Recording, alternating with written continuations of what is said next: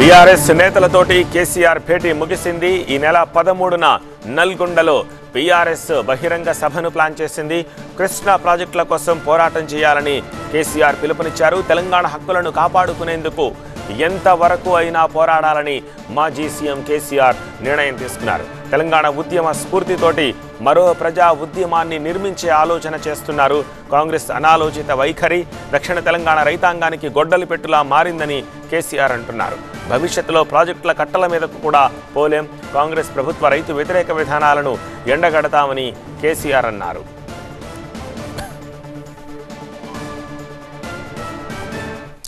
మరింత సమాచారం మా ప్రతినిధి రాకేష్ అందిస్తారు. రాకేష్, ఇంకా మీటింగ్లో ఎలాంటి నిర్ణయాలు తీసుకున్నారు?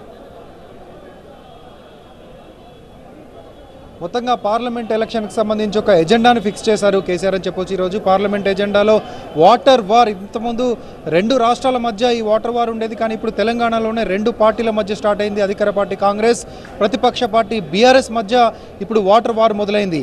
కేసీఆర్ చాలా కీలకమైన కామెంట్ చేశారు. మీరు చెప్పినే కాకుండా ముఖ్యమంత్రులు మారుతూ ఉంటారు, ప్రభుత్వాలు మారుతూ ఉంటాయి, కానీ ప్రజల సంక్షేమం ముఖ్యం. స్వయం పాలన మొదలై కొత్త రాష్ట్రంగా మొదలైన కొద్ది రోజులకే ఇలాంటి నిర్ణయాలు, ఇలాంటి అనాలోచిత నిర్ణయాలు దూరదృష్టితో చూస్తే భవిష్యత్తులో చాలా పెద్ద ఇబ్బందిని కలగజేస్తాయి, రాష్ట్రాన్ని తీవ్రంగా నష్టాల్లోకి తీసుకెళ్తాయి అంటూ కేసీఆర్ చాలా వ్యాఖ్యానాలు చేశారు. ఇది రాజకీయాలకు కాకుండా రాజకీయాలకు అతీతంగా ప్రజల భవిష్యత్తు, తెలంగాణ వాసుల భవిష్యత్తును దృష్టిలో పెట్టుకొని తీసుకోవాల్సినటువంటి నిర్ణయాలు.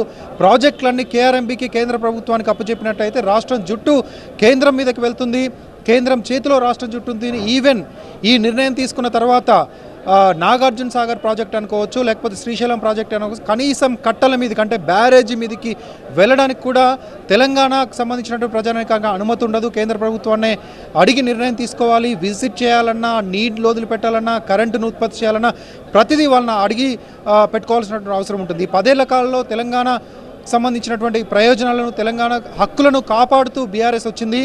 ఇప్పుడు వాటికి నష్టం వాటిల్లే అవకాశం కనిపిస్తుంది. కాబట్టి ఎంతవరకైనా వెళ్ళి పోరాడతాం. తెలంగాణ ఉద్యమం మాదిరిగానే మరొక ఉద్యమాన్ని నిర్మిస్తాం.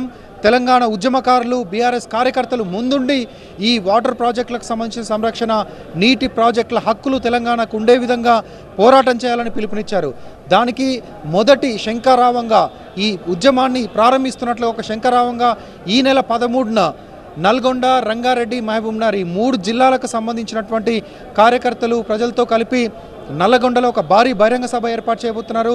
స్వయంగా కేసీఆర్ ఆ బహిరంగ సభకు అటెండ్ అవుతారు, అక్కడి నుంచి ప్రసంగిస్తారు. అక్కడి నుంచే ఉద్యమ కార్యాచరణను ఆయన చెప్పేటువంటి అవకాశం ఉంటుంది. ఈరోజు కూడా చాలా వ్యాఖ్యానాలు చేశారు, పాలిటిక్స్కి కూడా సంబంధించి చేశారు. అదేవిధంగా నల్గొండ జిల్లాకు సంబంధించి మంత్రులు కోమటిరెడ్డి వెంకటరెడ్డి కానీ, ఉత్తమ్కు సంబంధించి వాళ్ళ పేర్లు తీసుకోకుండా ఇండైరెక్ట్గా వాళ్ళపైన కూడా కామెంట్ చేశారు. ముఖ్యమంత్రులు మారుతూ ఉంటారు, ముఖ్యమంత్రి పదవి శాశ్వతం కాదు అంటే ఆయన చెప్పుకొచ్చారు.